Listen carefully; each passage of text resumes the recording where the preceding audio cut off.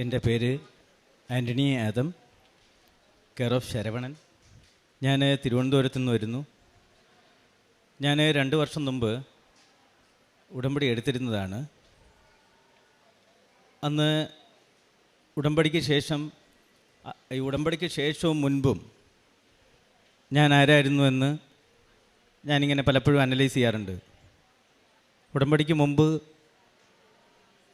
ദൈവം എന്താണ് എന്നറിയാൻ കഴിയാത്ത ഒരവസ്ഥയിൽ മുന്നോട്ട് പോയി. ഇതുപോലെ ഈ അൾത്താരയുടെ മുന്നിൽ നിങ്ങൾ ഇരിക്കുന്നത് പോലെ വന്നിരുന്ന് ഞങ്ങൾക്ക് പുതിയതായി എന്ത് ആകാൻ കഴിയുമെന്ന് ചിന്തിച്ചൊരാളാണ് ഞാൻ. അന്ന് ഞാനിവിടെ ഉടമ്പടി എടുത്ത് പോയി ഉടമ്പടി പാലിക്കാൻ തുടങ്ങിയപ്പോൾ എനിക്ക് 3 കേസുകളുണ്ടായിരുന്നു മെയിനായിട്ട്.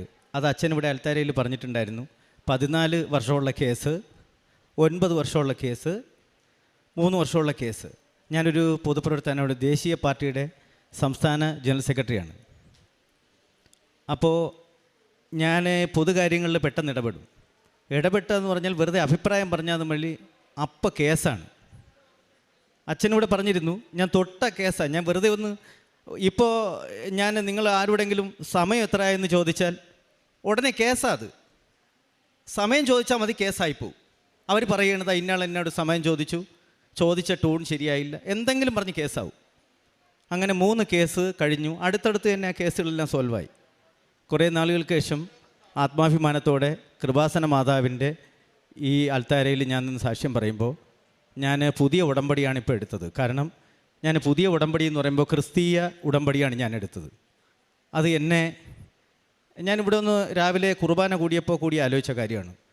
ഈ കൃപാസനത്തിലെ തൂണുകൾ തന്നെ എത്ര അനുഗ്രഹിക്കപ്പെട്ടതാണെന്നറിയാം. നമ്മൾ ഈ കൃപാസനത്തിലെ തൂണുകളില്ലേ, ഈ എണ്ണാൻ കഴിയുന്ന തൂണുകൾ, ഇവരെത്ര അനുഗ്രഹിക്കപ്പെട്ടതാണെന്നറിയാമോ? ഞാൻ മനസ്സിലാക്കിയത് നമ്മൾ കൃപാസനം എന്തെന്ന് ശരിക്കും നമ്മൾ മനസ്സിലാക്കുമ്പോഴേ, നമ്മൾ അതിലൂടെ അമ്മയിലൂടെ ജീവിക്കാൻ തുടങ്ങുമ്പോഴേ അറിയാവും. കഴിഞ്ഞ ഒരു മാസമായി ഞാനൊരു 2-3 കേസുകളുടെ പുറകെയാണ്. ഒന്ന്, എൻ്റെ മൂത്ത മോള് +2 പഠിക്കുക, രണ്ടാമത്തെ മോള് 10ാം ക്ലാസ്സിൽ പഠിക്കുക. മൂത്ത മോള് കൃപാസനത്തിൽ വന്ന് അച്ഛൻ്റെ അനുഗ്രഹം വാങ്ങിപ്പോയി, ഫുൾ A+ വാങ്ങി. അച്ഛൻ പറഞ്ഞിരുന്നു മാർക്ക് കിട്ടും, അവൾ ഇച്ചിരി ഉഴപ്പിയെങ്കിലും കിട്ടി. രണ്ടാമത്തെ ആൾ ഇപ്പോൾ 10ാം ക്ലാസ്സിൽ. അപ്പോൾ സ്കൂളിൻ്റെ വാട്സാപ്പ് ഗ്രൂപ്പിൽ, ആ കഥ ചുരുക്കി പറയുക, സ്കൂളിൻ്റെ വാട്സാപ്പ് ഗ്രൂപ്പിൽ ടീച്ചേഴ്സ് എൻ്റെ കുട്ടിയെ നന്നായി പഠിപ്പിക്കണം, കുട്ടികളെ നന്നായി ശ്രദ്ധിക്കണം എന്ന് പറഞ്ഞതിന് അവരെനിക്കെതിരെ കേസ് കൊടുത്തു. മകളെ ആ സ്കൂളിലെ കുട്ടികളും അധ്യാപകരും കൂടി കളിയാക്കി. അതായത് ആ കുട്ടിയുടെ അച്ഛൻ പഠിപ്പിക്കാൻ പറയുന്നു, അധ്യാപകർ നന്നായി പഠിപ്പിക്കാൻ പറയുന്നു, അദ്ദേഹം എന്തോ ഡിക്ഷണറി ആണോ എന്ന് പറഞ്ഞ് എൻ്റെ മോളെ കളിയാക്കി. ആ കൂട്ടത്തിലുണ്ടായിരുന്ന ഒരു പയ്യൻ സ്കൂളിന് വെളിയിൽ വെച്ച് എൻ്റെ മകളുടെ ഈ മുഖത്തടിച്ചു. ഇതാണ് കേസ്. അപ്പോൾ ഈ മുഖത്തിങ്ങനെ അടിച്ചപ്പോൾ മോൾ ഇത് കൊണ്ടുകൊണ്ടിഞ്ഞ് വന്ന് വീട്ടിൽ വന്ന് കാര്യം പറഞ്ഞു. അപ്പം ഞാൻ പറഞ്ഞു കുഴപ്പമില്ല, കുട്ടികളല്ലേ, ഒരു ക്ലാസ്സിൽ പഠിക്കുന്ന കുട്ടികളല്ലേ, ക്ഷമിക്കാമെന്ന് പറഞ്ഞു. കൊച്ചു കുട്ടിയല്ലേ എന്ന് പറഞ്ഞ് ഞാൻ മാപ്പ് കൊടുത്തു. അത് കയറി കേസായി. അപ്പം മാപ്പ് കൊടുത്താലും കേസ്. അപ്പോൾ എന്തുകൊണ്ട് ഈ കേസായി ഉള്ളതെന്ന് പറഞ്ഞാൽ, കുറേ ദിവസം ഇതിങ്ങനെ പോട്ടെ എന്ന് പറഞ്ഞു. ഞാൻ മോളെ ഡെയിലി പോയി സ്കൂളിൽ കൊണ്ടാക്കാനും, ഞാൻ നാട്ടിലുള്ളപ്പോൾ ഇപ്പോൾ രാഷ്ട്രീയ പരിപാടികളുമായിട്ട് ഡൽഹിയിലാണ്, ഇപ്പോൾ കൂടുതലും ഡൽഹിയിലാണ്. അപ്പോൾ ഈ നാട്ടിൽ വരുന്ന സമയത്ത് മോളെ കൊണ്ടാക്കുക, വിളിക്കുക, അങ്ങനെയൊക്കെ ഉള്ള കാര്യങ്ങളിൽ പ്രേക്ഷിത വേല. ഇപ്പം ഞാൻ ഇവിടെ പറഞ്ഞു, കൃപാസനത്തിൻ്റെ പത്രം ഡൽഹിയിൽ ഞാൻ കൊടുത്തുകൊണ്ടിരിക്കുക. നമ്മൾ എവിടെയാണോ നിൽക്കുന്നത് അവിടെ അമ്മയെ അറിയിക്കുക. അമ്മയെന്ന് പറഞ്ഞാൽ ഒരുപാട് കഷ്ടപ്പെടുന്നവരുണ്ട് കേട്ടോ. നമ്മൾ ആ ഡൽഹി എന്നൊക്കെ പറയുമ്പം പേര് കേട്ട കിടിലം കൊള്ളുമെങ്കിലും പ്രശ്നങ്ങളുള്ളവരുണ്ട്. അവർക്ക് ആ പത്രം കിട്ടണം. ഞാൻ പോകുമ്പോൾ ഹിന്ദി പത്രമാണ് വാങ്ങിക്കൊണ്ട് പോകാൻ പോണത്. കാരണം എന്ന് പറഞ്ഞാൽ അത് അവർ വായിക്കണം, അമ്മയെ അറിയണം. കേരളത്തിൽ തന്നെ 3.5-4 കോടി ജനങ്ങളുണ്ട്. ഇവിടെ തന്നെ 10 ലക്ഷം പേരെ കൃപാസനത്തിൽ എത്തിയിട്ടുള്ളൂ. ബാക്കി ലക്ഷോപലക്ഷം കോടിക്കണക്കിന് ആളുകളുണ്ട്. അമ്മയെ അറിയാനുണ്ട്. അതിലേക്ക് ഞാൻ വരാം. ഇപ്പോൾ അപ്പോൾ ഞാൻ സ്കൂളിൽ ചെന്നപ്പോൾ ഈ മകളുടെ മുഖത്തടിച്ച പയ്യനെ കണ്ടു. ഞാൻ പറഞ്ഞു, മോനെ ഇനി അങ്ങനെ ഒന്നും ചെയ്യരുത്, നിങ്ങൾ കൂട്ടുകാരാണ്, സ്നേഹത്തോടെ പോകണമെന്ന് പറഞ്ഞതിന് കേസായി. അവർ കേസ് കൊടുത്തു. ഈ പയ്യനെ ഞാൻ വിരട്ടി എടുത്തിട്ട് ഇടിച്ചു എന്നും പറഞ്ഞാണ് കേസ്. ഈ ഇടിച്ചു എന്ന് പറയുന്ന സ്ഥലത്ത് ക്യാമറ ഇരിപ്പുണ്ട്, CCTV ക്യാമറ വച്ചിട്ടാണ് അവർ ഇടിച്ചു എന്ന് പറഞ്ഞത്. നേരെ പോലീസിൽ കേസ് കൊടുത്തു. ഞങ്ങളുടെ പോലീസ് സ്റ്റേഷൻ പാലോട് പോലീസ് സ്റ്റേഷനാണ്. പോലീസിൽ കേസ് കൊടുത്തു. കേസായി സ്റ്റേഷനിൽ നിന്ന് ഒരു ദിവസം എന്നെ വിളിക്കുക. എന്നെ വിളിച്ചിട്ട് ഇന്നയാളല്ലേ? ഞാൻ പറഞ്ഞ അതെ. അത് നിങ്ങൾക്കെതിരെ ഒരു പരാതി കിട്ടിയിട്ടുണ്ട്, ഒരു പയ്യനെ ഇടിച്ച് ഊപ്പാട് വരുത്തിയതിന് പരാതി കിട്ടിയിട്ടുണ്ടെന്ന് പറഞ്ഞു. ഞാൻ പറഞ്ഞേ ആണോ? ഇടിച്ച് നിരത്തി. ആ ശരി, ഞാൻ സ്റ്റേഷനിലേക്ക് വരാം. സ്റ്റേഷനിലേക്ക് വന്ന് ചെന്നപ്പോൾ അപ്പോൾ ഞാൻ എൻ്റെ മകളെ അടിച്ചതിന് ഞാൻ കേസ് കൊടുത്തില്ല. കാരണം അമ്മ ക്ഷമിക്കാനാണ് പറഞ്ഞിരിക്കണത്. ഭൂമിയോളം ക്ഷമിച്ചോ, ഞാൻ കൂടെ നിൽക്കുകയല്ല. നിങ്ങൾ എന്തിനു പേടിക്കണത്? ഒന്നും പേടിക്കണ്ട, കേസോ എന്തോ പരിഹരിക്കാൻ പറ്റുമെന്ന് ഈ വെറുതെ പുറകിൽ നിൽക്കുകയല്ല അമ്മ. എനിക്ക് വിശ്വാസമുള്ളതുകൊണ്ടാണ് 3 കേസിൽ ഞാനിവിടെ പറയാൻ വന്നത്. ഈ സാക്ഷ്യം എന്ന് പറഞ്ഞാൽ എനിക്ക് എൻ്റെ ഹൃദയത്തിൽ തട്ടിയുള്ള സാക്ഷിയോ. ഞാൻ പറഞ്ഞു എൻ്റെ മകൾക്കെതിരെയുള്ള കേസ് ഞാൻ കൊടുക്കാൻ പോയില്ല, പക്ഷേ എനിക്കെതിരെ അവർ കേസ് കൊടുത്തു. കേസ് കൊടുത്ത് എങ്ങനെയെന്നറിയാമോ? അന്ന് അവിടെ ചെന്നപ്പോൾ ഹിന്ദി പഠിപ്പിച്ച ടീച്ചർ ഹിന്ദിയുടെ അർത്ഥം മക്കൾക്ക് പറഞ്ഞ് നേരെ എൻ്റെ മോൾക്ക് പറഞ്ഞു കൊടുക്കുന്നില്ല. ഒന്ന് ഹിന്ദിയുടെ അർത്ഥം കൂടി പറഞ്ഞു കൊടുക്കണമെന്ന് ഞാൻ പറഞ്ഞതിനാണ് കേസ്. അപ്പോൾ അവർ പറഞ്ഞു ടീച്ചറെ കൈകാര്യം ചെയ്തു. ടീച്ചറെ സ്കൂളിൽ കയറി ഞാൻ അടിച്ചു എന്ന് കേസായി. അപ്പോൾ ഒരു സ്ത്രീയെ തല്ലിയതാണ്, കേസ് എവിടെ പോവും? ഒരു സ്ത്രീ വെറുതെ പറഞ്ഞാൽ മതി അടിച്ചു എന്ന്. അപ്പോൾ ആ നിലയിൽ ഞാൻ നിൽക്കുന്ന സമയത്ത് കേസായി. സ്റ്റേഷനിലേക്ക് SIയെ കൊണ്ട് വിളിപ്പിച്ചു. ഈ ടീച്ചർ വരുന്നതിന് മുമ്പ് ഈ പയ്യനും ഈ എൻ്റെ മകളുടെ മുഖത്തടിച്ച പയ്യനും അവൻ്റെ അമ്മയും കൂടി വന്നു. അപ്പോൾ ഞാനിങ്ങനെ പ്രാർത്ഥിക്കുക, അമ്മ ഇതെന്തോ ഇത് സുഖമാണോ എന്ന് ചോദിച്ച കേസ്, സമയം എത്ര ആയി എന്ന് ചോദിച്ച കേസ്. ഞാനിപ്പോൾ വാച്ച് ഊരി വെച്ചിരിക്കുക, കാരണം കൈ വെയിറ്റാണ്ട്. കാരണം ഞാനിപ്പോൾ വാച്ച് സ്വയം കെട്ടിക്കൊണ്ട് കിടക്കുക. എന്താ സ്വയം വാച്ചിൽ നോക്കിയാൽ മതില്ല, സമയം ആരുടെങ്കിലും ചോദിച്ചാൽ കേസാ, മൊത്തം കേസാ. അപ്പോൾ തൊട്ട കേസായതുകൊണ്ട് ഞാനിങ്ങനെ ആകെ ഭയന്നിട്ട് ഞാൻ കാശ് രൂപ ഇങ്ങനെ ഇട്ടിരിക്കുക. കാശ് രൂപ എടുത്ത് ഇങ്ങനെ ചുണ്ടിനിടയ്ക്കോട്ട് വച്ചിട്ട് എനിക്ക് വൈബ്രേഷനായി. കാരണം നമ്മൾ പലരുടെയും കേസുകൾ പരിഹരിക്കാൻ സ്റ്റേഷനിൽ പോയിട്ടുണ്ട്. പ്രതിയായിട്ട് നമ്മൾ സ്റ്റേഷനിൽ പോകുമ്പോൾ നമുക്ക് അതിൻ്റെ സങ്കടം മനസ്സിലാവും. ഞങ്ങൾ ആരെയും ഉപദ്രവിക്കുന്ന ആളുകളല്ല, വളരെ വിശുദ്ധിയിൽ മുന്നോട്ട് പോകുന്ന ആളുകളാണ്. അപ്പം ഞാൻ ഈ നമ്മുടെ കാശ് രൂപ എടുത്ത് ഇങ്ങനെ മുത്തിക്കൊണ്ട് ഇങ്ങനെ നിൽക്കുക, ചുണ്ടുകൊണ്ടിങ്ങനെ കടിച്ച് അമ്മയോട് കാര്യം പറയാം, അമ്മ ഇവിടെ ഒന്ന് പ്രവർത്തിച്ചില്ലെങ്കിൽ ഈ പയ്യനെ അടിച്ചു എന്ന് പറഞ്ഞിട്ട് കേസ് പോയാലും ഒരു കുട്ടിയെ സ്കൂളിൽ കയറി അടിച്ചെന്നാ. പയ്യനെ അടിച്ചു എന്ന് പറഞ്ഞാൽ പ്രശ്നമില്ല, സ്കൂളിനകത്ത് കയറി അടിച്ചു എന്നാ കേസ്. ടീച്ചറെ അടിച്ചു എന്നാ, അത് പുറകെ വരുന്നുണ്ട് അടുത്ത കേസ്. ആകെ വിഷയമായി.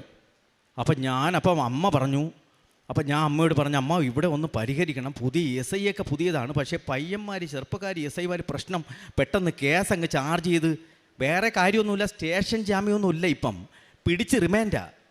അപ്പം ഞാൻ മനസ്സിൽ കരുതി അകത്ത് പോവുമോ, ആകെ സങ്കടത്തിലായി. അങ്ങനെ പക്ഷെ ഒരു കാര്യം ഉറപ്പിച്ച് പറയാൻ കേട്ടോ, നിങ്ങൾ ഉടമ്പടി എടുത്തിട്ടുള്ള നിങ്ങൾ ആരും പിടിച്ച് അകത്തിടുള്ളൂ എന്ന് എനിക്ക് ഉറപ്പാണ്. ക്യാൻസർ പോലും പേടിക്കുമോ കൃപാസന മാതാവിനെ, പിന്നെയാണ് ഒരു സാധാ SI. അപ്പോൾ ആ നിലയിൽ ഞാൻ ധൈര്യത്തോടു കൂടി നിൽക്കുക. ഞാനപ്പോൾ അമ്മയോട് പറഞ്ഞ, അമ്മേ ഈ പ്രശ്നം സോൾവ് ആക്കണമെന്ന് പറഞ്ഞു. കുറച്ച് കഴിഞ്ഞപ്പോൾ SI എൻ്റെ കേട്ടു, ഈ കാര്യങ്ങളിൽ എന്തെങ്കിലും വാസ്തവമുണ്ടോ എന്ന് ചോദിച്ചു. അപ്പം ഞാൻ ഇത്രയും പറഞ്ഞു. അമ്മ പറഞ്ഞു, സിമ്പിളായിട്ട് തോനെ അധികം SIയോട് സംസാരിക്കാൻ നിൽക്കരുത്. അമ്മ സിമ്പിളായിട്ട് എൻ്റെ അടുത്ത് പറയുക.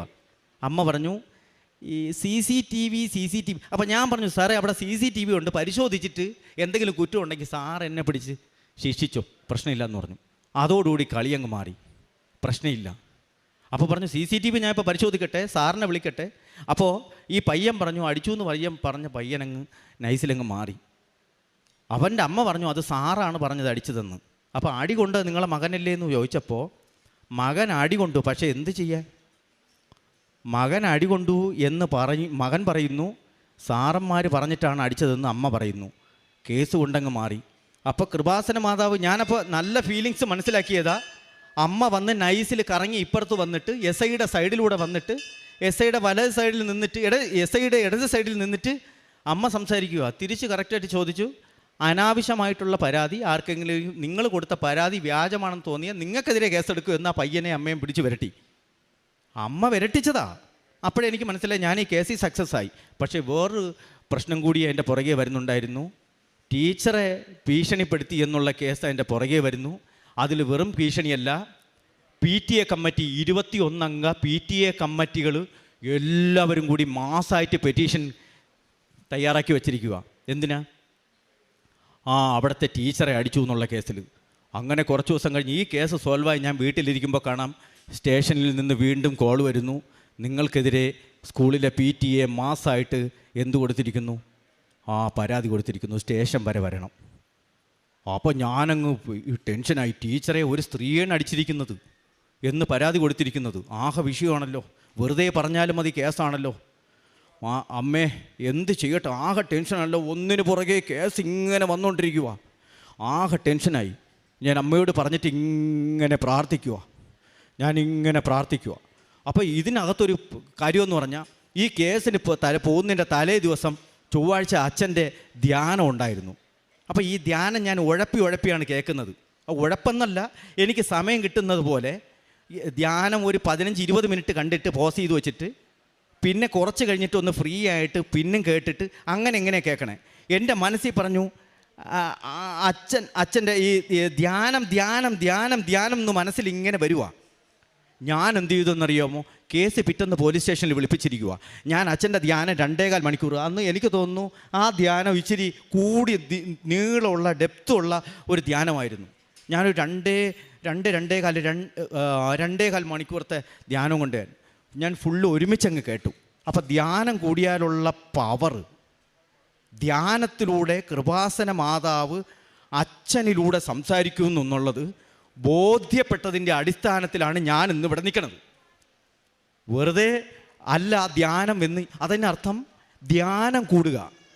എല്ലാ ചൊവ്വാഴ്ചകളിലും വരുന്ന ധ്യാനം 2 മണിക്കൂറത്തെ ധ്യാനം നിങ്ങൾ കൂടിയാൽ പട്ടാളം, പോലീസ്, ഫയർഫോഴ്സ്, നേവി, CRPF, ഏത് വർഗമോ ആയിക്കോട്ടെ, ഇനി പ്രധാനമന്ത്രിയുടെ സുപ്രീം കോടതി മുതൽ ഇങ്ങോട്ടുള്ള ഏത് പ്രശ്നവും ആയിക്കോട്ടെ, സോൾവ് ആക്കാൻ അച്ഛൻ്റെ ഒരു ധ്യാനം മതിയെന്ന് ഞാൻ പഠിച്ചു. ഉടനെ എൻ്റെ അടുത്ത് മനസ്സിൽ പറഞ്ഞു, ഉടനെ ഒരാൾ ഇങ്ങനെ വിളിക്കുക എന്നെ. അപ്പം ഞാൻ അദ്ദേഹത്തോട് സങ്കടം പറഞ്ഞു. ഞാനിങ്ങനെ ധ്യാനം കൂടി കഴിഞ്ഞപ്പോഴത്തേക്കാണ് എനിക്കിങ്ങനെ മനസ്സിലിങ്ങനെ ഐഡിയ വരണത്, DEOയ്ക്ക് പരാതി കൊടുക്കാം മുകളിലേക്ക്. അതായത് പോലീസ് സ്റ്റേഷനിൽ വിളിപ്പിച്ചിരിക്കുന്നു, വനിതാ ടീച്ചറെ ആക്രമിച്ചിരിക്കുന്നു, ഇങ്ങനെ പറഞ്ഞിരിക്കുമ്പോൾ കേസാകെ കുഴഞ്ഞിരിക്കുന്നു. ഈ സമയത്തേക്കും രക്ഷപ്പെടാനൊരു മാർഗം എന്താ? DEOയ്ക്ക് ഞാൻ പരാതി കൊടുത്തു. DEOയ്ക്ക്, ജില്ലാ വിദ്യാഭ്യാസ ഓഫീസർക്ക് ഞാൻ പരാതി കൊടുത്തു. എന്താണ്?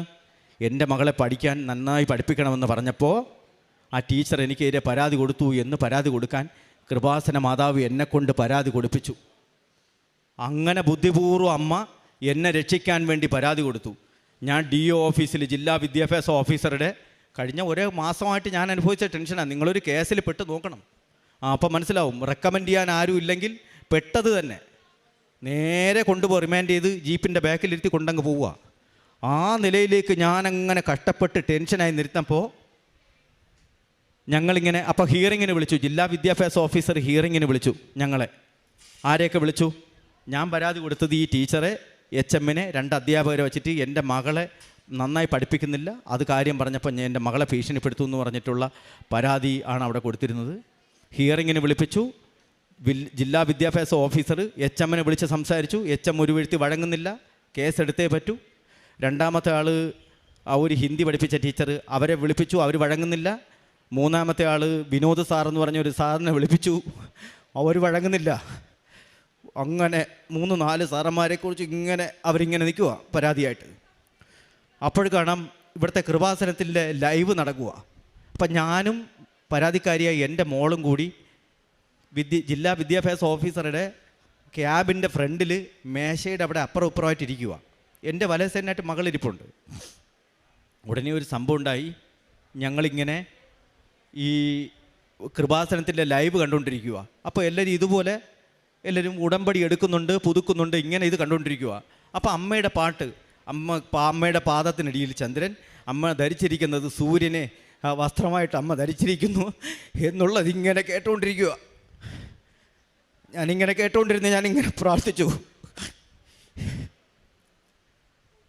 ഞാനിങ്ങനെ പ്രാർത്ഥിച്ചു. ഉടനെ ഒരു സംഭവം ഉണ്ടായി. എൻ്റെ വലത് സൈഡിലൂടെ ഒരു കാറ്റടിച്ചു. ഞാൻ റിയലി കണ്ടതാണ്. കൃപാസന മാതാവ് എൻ്റെ വലത് സൈഡിലൂടെ സ്പീഡിന്, അമ്മ വളരെ തിരക്കായിരുന്നു. ഇത് തന്നെയായിരുന്നു അമ്മയുടെ വസ്ത്രം. അമ്മ വളരെ തിരക്കായിരുന്നു. എൻ്റെ മകളുടെ വലത് സൈഡിന് എൻ്റെ നേരെ മുന്നിലായിട്ട് എൻ്റെ മകളുടെ വലത് സൈഡിൽ വന്ന് നിന്നു. ഞാൻ പറഞ്ഞു, മകളുടെ പേര് അച്ചു എന്നാണ് വിളിക്കുന്നത്. ഞാൻ പറഞ്ഞു, അമ്മ വന്നു എന്ന് പറഞ്ഞു. അപ്പോൾ കണ്ടോ എന്ന് ചോദിച്ചപ്പോൾ അച്ചു പറഞ്ഞു കണ്ടില്ല എന്ന് പറഞ്ഞു. പക്ഷേ ഞാൻ പറഞ്ഞു അമ്മ വന്നു എന്ന് പറഞ്ഞ് അമ്മ പറഞ്ഞു ദാ ഞാനിപ്പോൾ വരാം, പ്രശ്നം സോൾവ് ആക്കിയിട്ട് ദാ വരുന്നു എന്ന് പറഞ്ഞിട്ട് അമ്മ എന്ത് ചെയ്തു, ഈ ജില്ലാ വിദ്യാഭ്യാസ വകുപ്പ് ഓഫീസറുടെ ക്യാബിനകത്തേക്ക് സ്പീഡിന് കയറിപ്പോയി. ഞാൻ കണ്ടുകൊണ്ട് നിൽക്കുവാണ്. അമ്മ കയറിപ്പോയി. അപ്പോൾ ഹിയറിംഗ് നടക്കുമ്പോൾ വിദ്യാഭ്യാസ ഓഫീസറുടെ മുറിയിലേക്ക് ഞങ്ങൾക്ക് മറ്റാർക്കും കയറി ചെന്നുകൂടെ, തെറ്റാണ്. ഈ ചോദ്യം ചെയ്യുന്ന ആളുകൾ മാത്രമേ കയറി ചെല്ലാവൂ. ഞാനിങ്ങനെ അപ്പോൾ അമ്മ പോയി കുറച്ച് കഴിഞ്ഞപ്പോൾ അമ്മ അകത്ത് നിന്ന് എന്നെ വിളിക്കുവാണ്. ഞാൻ അമ്മയുടെ മുഖത്തേക്ക് എനിക്ക് നോക്കാനുള്ള ശക്തിയില്ല. എന്നിട്ട് കൂടി അമ്മ എന്നെ വിളിക്കുന്നുണ്ട്, കയറി വാ എന്ന് പറയുമ്പോൾ ഞാൻ അവിടെ മകളെ അവിടെ ഇരുത്തിയിട്ട് ഞാൻ കയറി. ഈ ചെറിയ 2 ഡോറുകളാണ്. ഞാൻ ഡോറ് തുറന്നിട്ട് അകത്തേക്ക് കയറിയതും അവരിങ്ങനെ ഹിയറിംഗ് നടക്കുന്നിടത്ത് പുറത്തുനിന്ന് ആർക്കും കയറിക്കൂടാ, അതറിയാമെന്ന് വച്ചുകൊണ്ട് തന്നെ എന്നെ അമ്മ കയറി ചെല്ലാൻ പറഞ്ഞതിൻ്റെ ധൈര്യത്തിലാണ് ഞാൻ കയറി ചെന്നത്. അപ്പോൾ HM ഈ അധ്യാപകർ എല്ലാവരും നിരന്നിരിക്കവേ നടുക്കുള്ള കസേരയിൽ വിദ്യാഭ്യാസ ഓഫീസർ എന്നെ പറഞ്ഞു കയറി വാ, നിങ്ങൾ അവർ ബഹുമാനം തന്നിട്ട് സാറ് നിന്നെയാണ് വിളിച്ചത് കേട്ടോ, പക്ഷേ കേസെടുക്കുമ്പോഴും സാറെന്ന് വിളിച്ചിട്ടായിരിക്കും അകത്ത് പിടിച്ചിടുന്നത്. ആ സ്നേഹത്തോട് ആര് എന്ത് വിളിച്ചിരുന്നാലും അമ്മ കൂടെ ഇല്ലെങ്കിൽ പെട്ടത് തന്നെ. അപ്പോൾ അവർ കയറി വരണം സാറേ എന്ന് പറഞ്ഞ് എനിക്ക് കസേര ഇട്ടിയൊന്ന് ഞാനിരുന്നു. പക്ഷേ ഇവരെല്ലാം സ്ട്രോങ് ആയിട്ട് എനിക്കെതിരെ ഇങ്ങനെ കാര്യം പറഞ്ഞുകൊണ്ടിരിക്കുക. അപ്പോഴേക്കും ഞാൻ കണ്ടതാണ് ആ വിദ്യാഭ്യാസ ഡയറക്ടറുടെ വലതുഭാഗത്ത് സ്റ്റേഷനിൽ ഇടതുഭാഗത്ത് നിന്ന് ഇവിടെ വലതുഭാഗത്ത് നിന്നിട്ട് അമ്മ അവരോട് സംസാരിച്ചിട്ട് എന്നോട് പറഞ്ഞ് എന്തെങ്കിലും പറയാനുണ്ടോ കാര്യങ്ങൾ ചോദിച്ചു. ഞാൻ പറഞ്ഞു ഇവർ എനിക്കെതിരെ കെട്ടിച്ചമച്ച കേസാണ്, ഈ കാര്യങ്ങൾ പറഞ്ഞു. പിന്നീട് ഞാൻ 2 വാചകം പറഞ്ഞപ്പോഴേക്കും കാര്യങ്ങളുടെ ഗതിയങ്ങ് മാറി. പിന്നെ എനിക്കെതിരെ പരാതി കൊടുക്കാൻ നിന്ന HM എൻ്റെ അടുത്ത് കോംപ്രമൈസ് ചെയ്യണം, HMന് കോംപ്രമൈസ് ചെയ്യണം. അമ്മ നന്നായി ഇവിടെ വർക്ക് ചെയ്തു. അമ്മ 2 സെക്കൻഡ് കൊണ്ട് അമ്മ ധൃതിയിലായിരുന്നു. അതായത് കൃപാസനത്തിലെ തിരക്ക് തന്നെ അമ്മക്കറിയാം. ഞാൻ മനസ്സിൽ ചിന്തിച്ചതാ, കൃപാസനത്തിൻ്റെ ഓൺലൈൻ ഫേസ്ബുക്കിലുള്ള ലൈവ് ഉടമ്പടി കണ്ടുകൊണ്ടിരിക്കുമ്പോഴേ ഈ സംഭവം ഉണ്ടായത്. അപ്പം അമ്മ അത്രയും തിരക്കുണ്ടായിട്ട് കൂടിയും ഞങ്ങളുടെ ഒരു ആവശ്യത്തിന് അമ്മ ഓടി തിരുവനന്തപുരത്ത് ആറ്റിങ്ങലെത്തി. എവിടെ വേണമെങ്കിലും അമ്മയ്ക്ക് സഞ്ചാരി മാതാവിനെത്താൻ കഴിയും. അമ്മ വന്ന് അത് മൊത്തം പ്രശ്നം സോൾവ് ചെയ്ത് ആ കേസ് അവിടെ വെച്ച് നെഗോഷിയേറ്റ് ചെയ്ത് അപ്പോൾ ഡിവോളിഷ് ചെയ്യുമ്പോഴത്തേക്ക് ഞാൻ പറഞ്ഞ ഇത്രയേ ഉള്ളൂ, നിങ്ങൾ ഈ കേസ് ഞാൻ ഇവിടുന്ന് പിൻവലിക്കാം, പക്ഷേ സ്റ്റേഷനിൽ കൊടുത്തിരിക്കുന്ന പരാതി നിങ്ങൾ പിൻവലിക്കണം. 2 ഒറ്റ കണ്ടീഷൻ അമ്മ വച്ച്. അമ്മ ആ കേസിലുണ്ടല്ലോ എനിക്കൊരു സ്റ്റെപ്പ് പോലും എന്നെ മുന്നോട്ട് പോയി ടെൻഷൻ അടിപ്പിച്ചില്ല അമ്മ. ആ കേസ് ഞാൻ പിൻവലിക്കുമെങ്കിൽ ഈ കേസ് ഇവർ പിൻവലിക്കാമെന്നുള്ള തീരുമാനമായി. ഉടനെ കേസ് അവിടെ വെച്ച് തീർന്നു. എൻ്റെ മൂത്ത മോള് +2 പഠിക്കുക. അവൾക്ക് ജില്ലാ വടംവലി മത്സരമുണ്ട്. അപ്പോൾ വടംവലി മത്സരം തിരുവനന്തപുരത്ത് സെൻട്രൽ സ്റ്റേഡിയത്തിൽ വെച്ചാൽ. അപ്പോൾ വലിയ ടീമിൻ്റെ ഇവിടെയാണ് വടം വലിക്കുന്നത്. മോള് വടം വലിച്ചു, മോളുടെ ടീം വടം വലിച്ചു. ആദ്യം അവർ ജയിച്ചു, 2ാമത് മറ്റേ ടീം ജയിച്ചു, 3ാമത് ഈ ടീം ജയിച്ചു. അപ്പോൾ 2 പോയിൻ്റ് കൂടുതലുള്ളവർ ജയിച്ചു. എൻ്റെ മോളുടെ ടീം തോറ്റു. ഞാൻ കൃപാസന മാതാവിന് പറഞ്ഞ അമ്മ, ഞാൻ മോളെയും കൊണ്ട് ഇത്ര ദൂരം വന്നതാണ്, വടംവലിക്ക് എവള് കിട്ടിയാൽ ഇവൾക്ക് 20 മാർക്ക് ഗ്രേസ് മാർക്ക് കിട്ടും, 20 മാർക്ക്. ഒരു സഹായം ചെയ്യണോ അമ്മ എന്ന് ഞാൻ പറഞ്ഞു. അമ്മ പറഞ്ഞു ക്ലെയിം ചെയ്യുമെന്ന് പറഞ്ഞു. ഞാൻ അമ്മയോട് ഭയങ്കരമായി പ്രാർത്ഥിച്ചുകൊണ്ടിരിക്കുക. ഞാൻ ഉച്ചത്തിൽ വിളിക്കും കേട്ടോ. പ്രാർത്ഥന എന്ന് പറഞ്ഞാൽ അവിടെ പിന്നെ നമുക്ക് പരിസരമൊന്നുമില്ല. അയ്യോ അവർ കണ്ട നാണക്കടല്, ഇവർ കണ്ട നാണക്കടല്, പ്രാർത്ഥിച്ച നാണക്കടല്. ഒരിക്കലും അമ്മയോട് നമ്മൾ സംസാരിക്കുമ്പോൾ നമ്മളെ ഹൃദയം തുറന്ന് മനസ്സ് തുറന്ന് നമ്മൾ പ്രാർത്ഥിക്കണം. അവിടെ അടുത്ത ആളുണ്ടോ അയൽപക്കത്തെ ആളുണ്ടോ നമ്മളതിന് ആരെയും കയറേണ്ട ആവശ്യമില്ല. അന്ന് ഞാൻ മനസ്സിലാക്കിയത്, ഞാൻ ഉച്ചത്തിൽ വിളിച്ച അമ്മയാണ്. അമ്മ പറഞ്ഞു ക്ലെയിം ചെയ്യുമെന്ന് പറഞ്ഞു. ഞാൻ പറഞ്ഞു, ഞാൻ അവിടുത്തെ അധ്യാപകരുടെ അടുത്തോട്ട് കൈ ചൂണ്ടിയിട്ട് പറഞ്ഞു ഞാൻ ക്ലെയിം ചെയ്യുന്നു, ഈ വിധി നമ്മൾ അംഗീകരിക്കില്ല എന്ന് പറഞ്ഞു. ഉടനെ സംഭവിച്ചത് എന്താണെന്നറിയണോ? അധ്യാപകരെല്ലാം കൂടി ഒരുമിച്ച് കൂടി ആ ക്ലെയിം ചെയ്യാൻ പറഞ്ഞു. എന്താണ് പ്രശ്നമെന്ന് വെച്ചപ്പോൾ അവർ വടം വലിക്കുന്ന സമയത്ത് ഫിസിലടിച്ചത് 1 സെക്കൻഡ് മാറിയാണ് ഫിസിലടിച്ചതെന്ന് വന്നു. എന്നാൽ ഒരു കാര്യം ചെയ്യാം, അപ്പീലിന് അധികാരിയെ വിളിച്ചു, അവരെ വിളിച്ചിട്ട് ഗവൺമെൻറ്റിൻ്റെ ഭാഗത്ത് നാളെ കൊണ്ടുവന്ന് സംസാരിപ്പിച്ചു. വളരെ പെട്ടെന്ന് തന്നെ ലാസ്റ്റിലെ തീരുമാനം വന്നു. ഒന്നുകൂടി ആ തോറ്റ ടീമിനെ വെച്ചിട്ട് ഒന്നുകൂടി വടം വലിക്കണമെന്ന് പറഞ്ഞു എന്ന് വന്നു. ലാസ്റ്റിൽ ഉടനെ തന്നെ ഫിസിലടിച്ചു, വടം വലിച്ചു. എൻ്റെ മോള് സ്റ്റേറ്റ് ചാമ്പ്യനായി. സംഭവിച്ചെന്താണെന്നറിയില്ലേ? മകളുടെ സൈഡിൽ അമ്മ വന്ന് നിന്ന് സിമ്പിളായിട്ട് ആ വടത്തിൽ തൊടുന്ന ഞാൻ കണ്ടതാ. ഉടമ്പടി കൃത്യമായി പാലിക്കുന്ന ഞാൻ കണ്ടതാ. എൻ്റെ അമ്മ വന്ന് എൻ്റെ ആ വടം വലിച്ച് സഹായിക്കുന്നത്. നിങ്ങൾക്ക് അറിയാമോ, വിശ്വാസം ഉണ്ടാവോ ഇല്ലെന്നല്ല. അവിടെ ഞാൻ ഇതുവരെയുള്ള എൻ്റെ സാക്ഷ്യങ്ങൾ എല്ലാം തോറ്റ് തുന്നം പാടിയ സ്ഥലത്ത് വിജയിപ്പിച്ച് കാണിച്ചത് അമ്മ. അതിന് ഞാൻ ഉപയോഗിക്കുന്ന മാർഗങ്ങൾ എന്താണെന്നല്ലേ? കൃത്യമായി പ്രേക്ഷിത പ്രവർത്തനങ്ങൾ മുടങ്ങാതെ ചെയ്യും. അച്ഛൻ ഇവിടെ നിന്ന് പറഞ്ഞിരിക്കുന്ന പ്രേക്ഷിത പ്രവർത്തനങ്ങൾ, ഫുഡ് വീട്ടിൽ പൊതിച്ചോറുണ്ടാക്കിയിട്ട് ഞങ്ങൾ കൊണ്ടു കൊടുക്കും. ഒരു ദിവസം ഇത്തിരി സാമ്പത്തികമായി ഇച്ചിരി വരെ അല്പം കുറവായിരുന്നു. മീൻ പൊരിച്ചാണ് അതിനകത്ത് വയ്ക്കണത്. പൊതിച്ചോറുണ്ടാക്കി കൊടുക്കുമ്പോൾ സാധാരണക്കാർക്ക് മെഡിക്കൽ കോളേജിൽ കൊടുക്കാൻ. അന്ന് ഉണക്ക മീനാണ് ഉണ്ടായിരുന്നത്. നമ്മുടെ നാട്ടിൽ ഉണക്കമീനിനെ കരുവാടെന്ന് പറയും. ഇത് വച്ചിട്ട് നമ്മൾ പൊതിച്ചോറുണ്ടായിക്കൊണ്ട് കൊടുത്തു. ബസ് സ്റ്റാൻഡുകൾ തോറും, മെഡിക്കൽ കോളേജ്, തമ്പാനൂർ, വെഞ്ഞാറമൂട്, അതുപോലെ കാരേറ്റ്, കിളിമാനൂർ, ഇത്രയും ഭാഗത്ത് പോയി പ്രേക്ഷിത വേല, നമ്മളെടുക്കുന്ന ഉടമ്പടി നമുക്ക് വർക്കൗട്ട് ആവണമെങ്കിൽ നമ്മൾ ആ പ്രേക്ഷിത വേല കൃത്യമായി ചെയ്യണം. അങ്ങനെ പ്രേക്ഷിത വേലയും ചെയ്ത് കൃത്യമായി നമ്മളത് പാലിക്കുന്നത് കൊണ്ട് കൃപാസന മാതാവിൻ്റെ അനുഗ്രഹം ഇന്നോളം ഉണ്ടായി. ഇനി ഗംഭീരമായ സാക്ഷ്യങ്ങൾ എനിക്ക് പറയാൻ കഴിയും. നിങ്ങൾക്ക് ഓരോരുത്തർക്കും കഴിയും. ഇവിടെ വന്നിരിക്കുന്ന എല്ലാവരെയും ദൈവം മാതാവ് അനുഗ്രഹിക്കട്ടെ. അതുകൊണ്ടാണ് ഞാൻ ക്രിസ്തീയ ഉടമ്പടിയായിട്ട് എന്നെ ഇന്ന് വന്നത്. എന്തായാലും എന്നെ കൃപാസന മാതാവിൻ്റെ അൾത്താരയിലേക്ക് സാക്ഷ്യം പറയാൻ ക്ഷണിച്ച അമ്മയ്ക്ക് കോടാനുകോടി പ്രണാമം അർപ്പിക്കുന്നു. അമ്മയുടെ മകനായി ഈ ജീവിതത്തിൻ്റെ അവസാന കാലഘട്ടം, ഞാൻ ആദ്യത്തെ ഉടമ്പടിയിൽ പറഞ്ഞതാണ്, മരണം വരെയും ഞാൻ ഇതിനോടൊപ്പം നിന്ന്, അമ്മയോടൊപ്പം നിന്ന് പ്രേക്ഷിത വേല ചെയ്ത് അമ്മയുടെ മകനായി, നല്ല മകനായി പ്രവർത്തിക്കാനും അമ്മയെ സ്നേഹിച്ച് ജീവിക്കാനും പ്രേക്ഷിത വേല ചെയ്ത് ജീവിക്കാനും ഞാൻ ആഗ്രഹിക്കുന്നു. Praise the lord. Ave Maria. യെശയ്യാ പ്രവാചകൻ്റെ പുസ്തകം 45:2 ഞാൻ നിനക്ക് മുമ്പേ പോയി മലകൾ നിരപ്പാക്കുകയും പിച്ചളവാതിലുകൾ തകർക്കുകയും ഇരുമ്പോടാമ്പലുകൾ ഒടിക്കുകയും ചെയ്യും. നിന്നെ പേര് ചൊല്ലി വിളിക്കുന്ന ഇസ്രായേലിൻ്റെ കർത്താവായ ദൈവം ഞാനാണെന്ന് നീ അറിയേണ്ടതിന് അന്ധകാരത്തിലെ നിധികളും രഹസ്യ ധനശേഖരവും ഞാൻ നിനക്ക് നൽകും. ഇവിടെ ഈ മകൻ തൻ്റെ സാക്ഷ്യം പങ്കുവയ്ക്കുമ്പോൾ തനിക്ക് അനുഭവപ്പെട്ട ദൈവ സാന്നിധ്യം, അത് ഉടമ്പടിയുടെ ഒരു പ്രത്യേകതയാണ്, മറ്റ് പ്രാർത്ഥനകൾക്കില്ലാത്ത പ്രത്യേകത.